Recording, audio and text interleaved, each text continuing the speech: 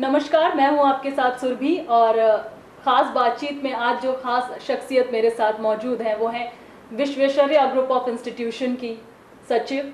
Visvesvaraya group of institution Delhi NCR का largest campus वाला institute है। सुनील कुमार जिंदल जी हमारे साथ हिंद टीवी के स्टूडियो में हैं। सर, स्वागत है आपका।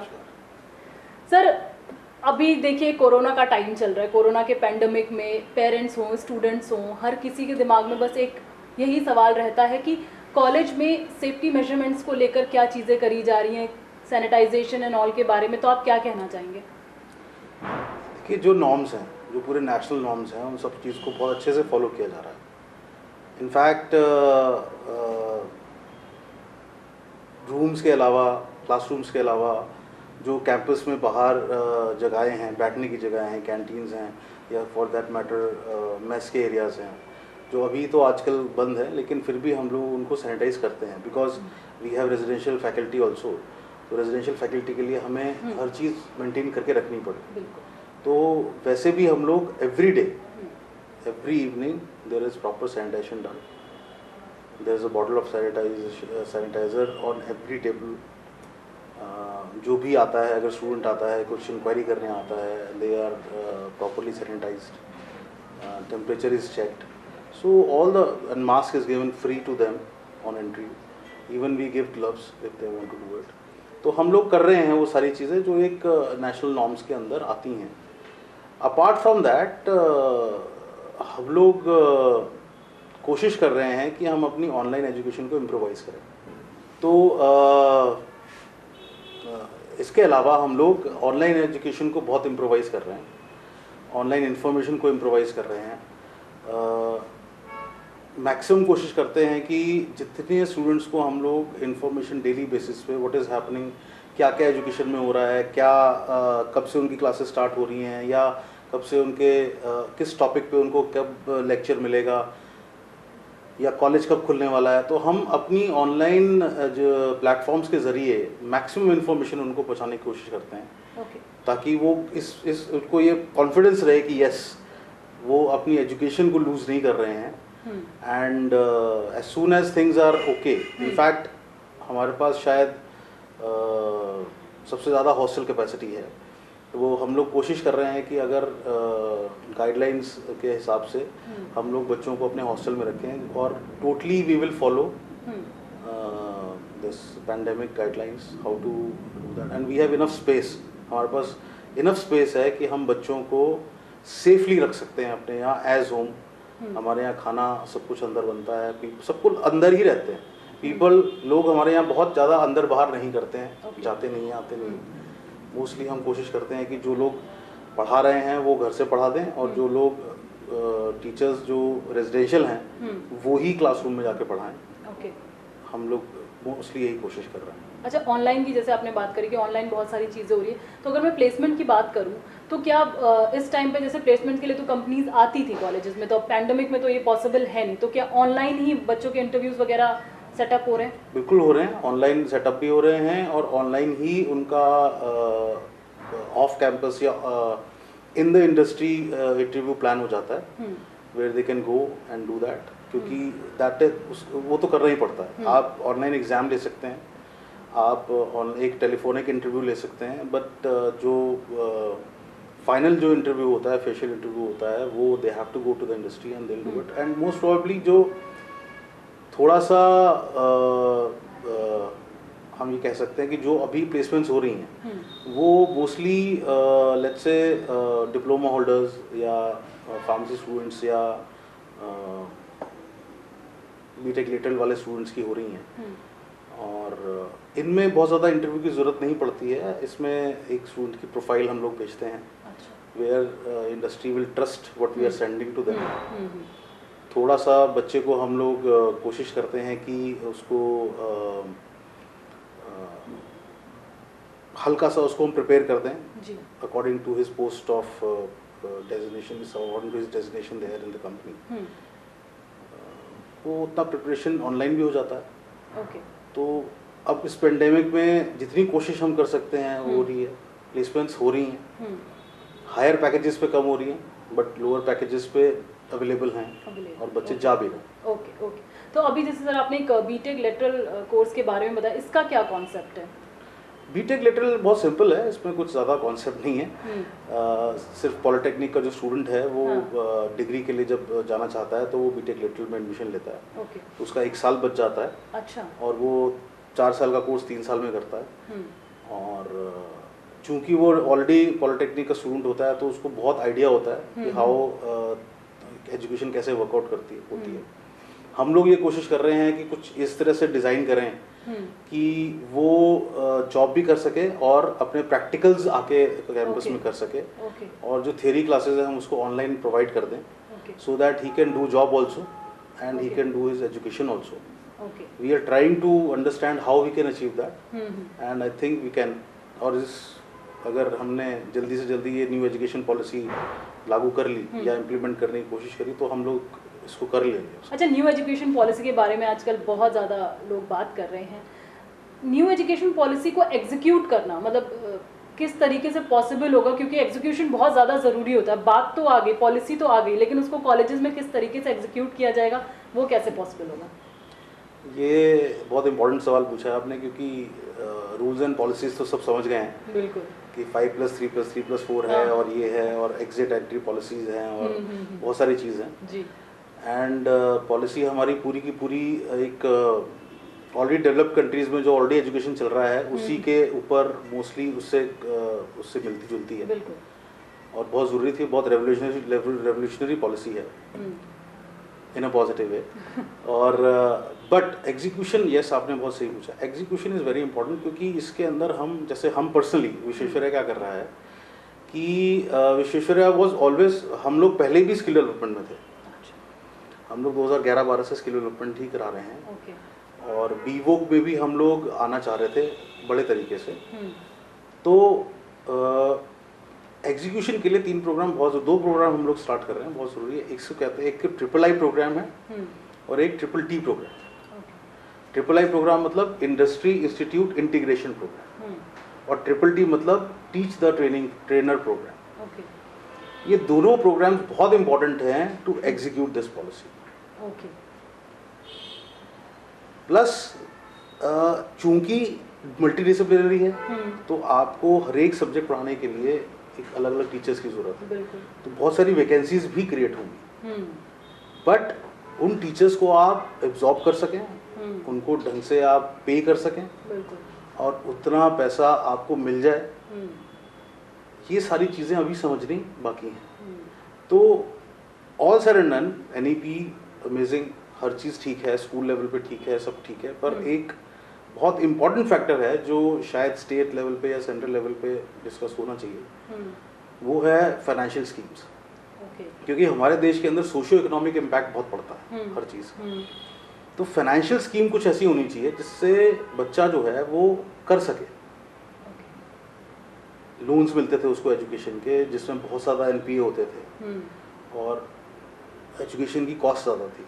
इसमें एजुकेशन की कॉस्ट ज़्यादा नहीं है। अच्छा।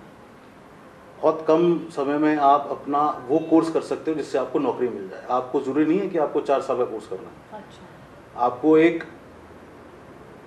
इंजीनियरिंग नौकरी के लिए या एक ऑटोमेशन नौकरी के लिए या एक JEE या AE की नौकरी के लिए ज़रूरी नहीं है कि आपको BTech ही करना है।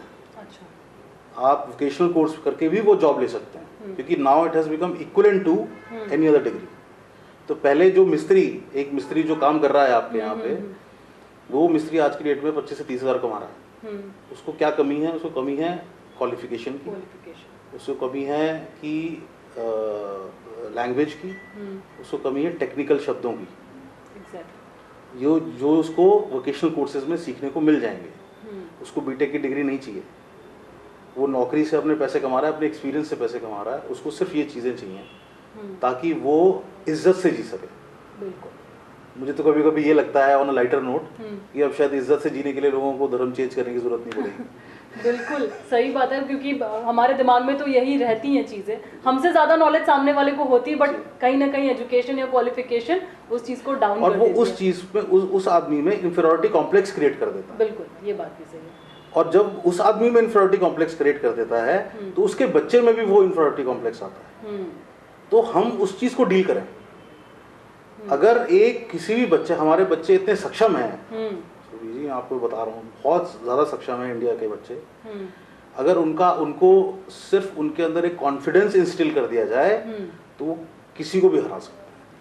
बिल्कुल, वो बात तो आपकी सही है। अच्छा, वोकेशनल कोर्स की आपने बात करी, तो ऐसा भी देखा जा रहा है क्या कि मतलब स्टूडेंट्स जो हैं वो ज़्यादातर उसी कोर्स की तरफ भाग रहे हैं रेदर देन ये ऑन ग्राउंड जो कॉलेजेस में जाके ऐसे कोर्सेज होते हैं, या बीटेक कहीं ना कहीं पहले होता था, पेरेंट्स कहते थे बेटा बीटेक कर लो। हर स्टूडेंट जो 12th जिसने मैथ साइंस ले रखी है उसके दिमाग में यही होता है कि मुझे बीटेक करना है, जिसने बायो ले रखी है वो एमबीबीएस करेगा। तो अब कहीं ना कहीं क्या वो बीटेक वाला ट्रेंड जो है वो खत्म होता जा रहा है, मतलब बच्चे दूसरे कोर्सेज या फिर वोकेशनल कोर्सेज की तरफ ज़्यादा भाग रहे हैं? ट्रेंड खत्म नहीं हो रहा है, समय, duration, they don't want to, कोई भी इतना वक्त नहीं वेस्ट करना चाहता है उन 4 साल का कि भाई मैं किसी भी कोर्स पे इतना वक्त लगाऊं कि मुझे वो they want to earn very soon in their life, which is good.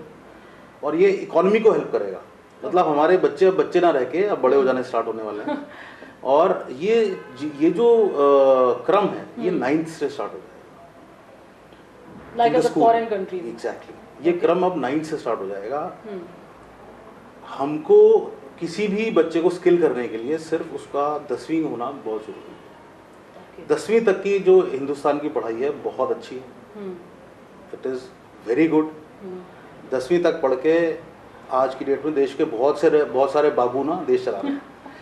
तो वो इशू नहीं है, इशू था सिर्फ भाषा का, इशू था सिर्फ टेक्निकल शब्दों का, इशू था क्वालिफिकेशन का। वो सारी प्रॉब्लम्स इस एनईपी पॉलिसी से सॉल्व हो जाने वाली है। प्लस अगर हम एक बहुत अच्छी कोई सब्सिडाइज्ड फाइनेंशियल स्कीम एजुकेशन में लेके आते हैं तो फिर कोई प्रॉब्लम नहीं है, and things will go great. मतलब इंडिया फिर एजुकेशन के मामले भी मुझे लग रहा है बेस्ट होने वाला है। हाँ, फिर बाहर नहीं जाएगा कोई। हाँ, अभी जैसे कि बाहर की यूनिवर्सिटीज़ में भागते हैं। अच्छा, बाहर की यूनिवर्सिटी से मैं बात करना चाहूँगी सुनील जी कि ये भी शायद एनईपी में है कि जो फॉरेन यूनिवर्सिटीज़ हैं उनको इंडिया इनवाइट कर रहा है सेटअप के लिए। तो अगर वो यहाँ पर आ गई तो यहाँ जो इंडिया की यूनिवर्सिटीज़ हैं क्या उन पे कुछ इम्पैक्ट पड़ेगा इस चीज़ का? बिल्कुल पड़ेगा। जैसे यहाँ की यूनिवर्सिटीज़ का इंस्टीट्यूट्स पे, प्राइवेट इंस्टीट्यूट्स पे इम्पैक्ट पड़ रहा है, वैसे फॉरेन यूनिवर्सिटीज़ का उन यूनिवर्सिटीज़ पे इम्पैक्ट पड़ेगा। But again that would be a healthy competition. हाँ, वो कोई कट थ्रोट कॉम्पिटिशन शायद ना हो, लेकिन हेल्दी कॉम्पिटिशन में अगर क्रिएट हो जाए तो बहुत अच्छी बात है। और फ़र्क क्या आएगा कि देखिए, जो बच्चा फॉरेन में जाके 20 लाख रुपए 25 लाख रुपए खर्च करता है पर ईयर, वो बच्चा यहाँ पर 10 लाख 15 लाख रुपए में स्टार्ट कर देगा उन यूनिवर्सिटीज़ में। जो लोग यहाँ पर इन यूनिवर्सिटीज़ में 10-15 लाख रुपए में एजुकेशन दे रहे हैं वो 5-6 लाख रुपए में देना स्टार्ट करेंगे। हाँ। जो लोग 5-6 लाख रुपए में दे रहे हैं वो 2-3 लाख रुपए में देना बिल्कुल बिल्कुल। तो और जो 2-3 लाख रुपए वाले हैं वो सिटीज़ के बच्चों को छोड़ के बी ग्रेड और सी ग्रेड टाउन्स को पढ़ाना स्टार्ट करेंगे, विच इज़ गुड। बिल्कुल। भाई बच्चा अगर लाख रुपए नहीं दे सकता है तो 25-30 हज़ार में दे सकता है ना, तो 25-30 हज़ार में पढ़ा दो उसे। बीटेक मत पढ़ाओ, वोकेशनल पढ़ा दो। बिल्कुल। उसको तो सब भी 12-15 हज़ार की नौकरी मिल जाएगी ना। वो तो अपने फैमिली को सपोर्ट कर देगा, उसका पर्पस हो जाएगा, वो गुंडा बदमाश नहीं बनेगा। बिल्कुल। कहीं ना कहीं वो जो रूरल और इधर का इम्पैक्ट पड़ता था कि अर्बन वाले आगे निकल जाते थे, रूरल थोड़ा सा डाउन हो जाता था because of the financial thing कि हम नहीं कर पा रहे, ये चीज़ एक अच्छी हो जाएगी। और सबसे बड़ी बात ये थी कि कॉलेज जो गाँव के स्टूडेंट्स थे या आउट स्टेट्स के स्टूडेंट्स हैं, जैसे बिहार है या JNK है, जो ट्रबल स्टेट्स हैं, so called north east states हैं, वहाँ पर जो टाउट्स हैं वो ना बहुत बच्चे जो हैं वो डायरेक्शनलेस होते हैं। कोई कुछ बोल देता है, कोई कुछ बोल देता है, कोई कुछ बोल देता है, यहाँ ठीक है, ये अच्छा है, ये अच्छा है। देन वहाँ पहुँच के उनको लगता है कि ये क्या है, ख्वाब बड़े बड़े और ये वो। तो 9 से जब स्कूल में ये पढ़ा जाएगा, और हम कोशिश करेंगे, ये हम कोशिश करेंगे और कर भी रहे हैं कि हम अपने आप को उन स्कूल्स के साथ सिंक्रनाइज करें। ओके। सिंक्रनाइज समझते हैं आप? जैसे पहले क्या होता था कि IIT की पढ़ाई अलग होती थी, 11th-12th की पढ़ाई अलग होती थी, राइट? तो बच्चा क्या करता था कि IIT के क्वेश्चंस अलग सॉल्व करता था, 11th-12th में अलग करता था, उसको वहाँ भी नंबर चाहिए थे, वहाँ भी करना था। फिर स्कूल्स और IIT कोचिंग सेंटर्स ने अपने आप को सिंक्रनाइज किया कि जो टॉपिक्स स्कूल में पढ़ाए जा रहे हैं वो टॉपिक्स वो नहीं पढ़ाते थे, वो उन टॉपिक्स को पढ़ाते थे जो कोचिंग में उनको एंट्रेंस के लिए ज़रूरत पड़ती हाँ थी। हाँ बिल्कुल। सिमिलरली अब सिंक्रनाइज करना पड़ेगा हाँ कॉलेजेस को स्कूल्स के साथ कि भाई अगर इस बच्चे को आपने ये वाला फील्ड दिलाना है हाँ। तो आप इस चीज़ में इसको तैयारी कराओ ताकि बाद में हम इसको उस चीज़ में पकड़ लेंगे बाद में और उसी को अब उसी स्पेसिफिक फील्ड में उसकी तैयारी कराएंगे। जिस स्पेसिफिक फील्ड में स्टूडेंट अच्छा है उसको उसी के लिए तैयार Exactly. किया जाए, क्योंकि अक्सर ये बच्चे, हम लोग अभी भी बड़े हैं तो कहते रहते हैं कि यार वो चीज़ की पढ़ाई हमने करी थी बट यूज़ तो कहीं हुआ नहीं। एग्जैक्टली। तो वो एक प्रॉब्लम जो और क्वेश्चन पिक्चरों में भी आता है ना, फिल्म में आता है कि भाई आप IIT पढ़ इंजीनियरिंग पढ़ के आप मर्चेंट बैंकिंग कर रहे हैं और इन्वेस्टमेंट बैंकिंग कर रहे हैं। ये चीज़ें तो बहुत है। ये अब तो बस सर सोशल मीडिया पर यही चीज़ें ही चल रही है। यार ये चीज़ पढ़ी थी, समझ में नहीं आता कि पढ़ी क्यों थी, क्योंकि स्टूडेंट का ध्यान कहीं और होता है बट उसको ऑल्दो सारे सब्जेक्ट्स पढ़ने पड़ते थे और फिर वो उस चीज़ में वीक होता चला जाता था। एग्जैक्टली उसको अब नहीं है ऐसा। हाँ NEP के बाद अब बहुत जल्दी स्टूडेंट्स को ये पता लगना चाहिए और लगना लगेगा कि उसको करना क्या है। हाँ आपके और हमारे, शायद आप तो छोटे होंगे लेकिन हमारे ज़माने में तो ऐसा होता था कि अगर नंबर अच्छे आ गए तो आप यहाँ चले जाओ हाँ और नंबर खराब आ गए तो आप यहाँ चले यहाँ जाओ। चले जाओ। नंबर डिसाइड करते थे कि आपको कौन सा फील्ड चुनना है, आप खुद नहीं डिसाइड करते थे। आपके काउंसलर्स आपके माँ बाप होते थे, चाहे वो पढ़े लिखे हैं चाहे नहीं पढ़े लिखे हैं। तो ये सारी चीज़ें चेंज होनी चाहिए, चेंज होंगी। अब there will be professional counsellors जो बताएंगे स्टूडेंट्स को कि आपको ये करना है, ये करना है, ये करना है। हाँ वहाँ बच्चा जाए और ये सारी चीज़ें स्कूल्स में अवेलेबल होंगी, बाहर नहीं। In the school they will be told, they will be counselled कि ये है बच्चा, ये आपका सोशो इकोनॉमिक इशू ये है, आपका बैकग्राउंड ये है, इसके हिसाब से आप ये करो तो आपको ज़्यादा सपोर्ट मिलेगा। ओके। और अगर आप ये करना चाहते हो तो ये इतनी मेहनत आपको करनी पड़ेगी। फ्यूचर तक की प्लानिंग उसको बता दी जाएगी, क्योंकि everything is very clear now, everything on the books, there is no hanky panky. हाँ ये करना है तो ये करो। और उसके साथ साथ हाँ मल्टीडिसिप्लिनरी में आप कुछ भी कर लो, ये आपकी अपनी काबिलियत पे है। बिल्कुल। इनफैक्ट 150 साल पहले UGC ने भी बोला था कि नाउ आप प्रोफेशनल 2 डिग्रीज कर सकते हो रेगुलर। पहले कॉरेस्पॉन्डेंस होता था और एक रेगुलर होता था, लोग करते थे। अब 2 रेगुलर डिग्रीज कर सकते हो। Okay, you are allowed to do that. तो वही जो ये बस अभी 1-1.5 साल पहले आया। अब NEP आ गया तो उसी के अंदर सब कुछ आ गया। हाथी के पैर में सबका पैर।